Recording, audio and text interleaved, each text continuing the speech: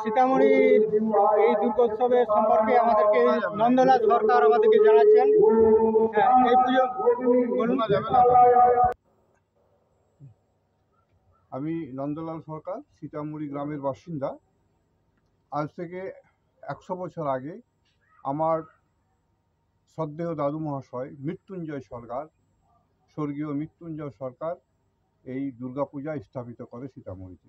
পরবর্তীকালে এই পুজোটি আমাদের নিজেদের স্বগোত্রের মধ্যে পুজোটি ভাগ হয়ে যায় এবং যেহেতু দুর্গাপূজা একজনের জন্য চালানো সম্ভব নয়, তাই সপ্তমীর দিনে সম্পূর্ণ পূজাটি পড়ে মৃত্যুঞ্জয় সরকারের পরিবারে এবং সেই পুজো চালায় ধর্মদাস সরকার।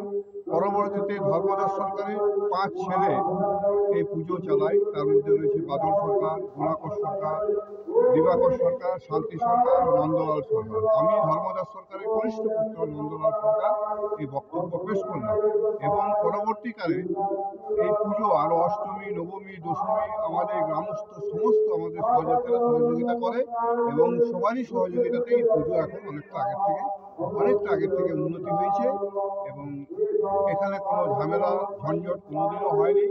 বেশ শান্তিপ্রিয়ভাবে পুজো হয় এবং আমি বলতে চাই যে আগামী দিনেও যেন আমাদের এই পুজোটা শান্তিপূর্ণভাবে চলে, সেটাই আমার কামনা।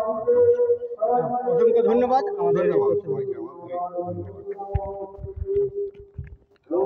আমরা সীতামঢ়ীর এই সীতামঢ়ির পুজোটার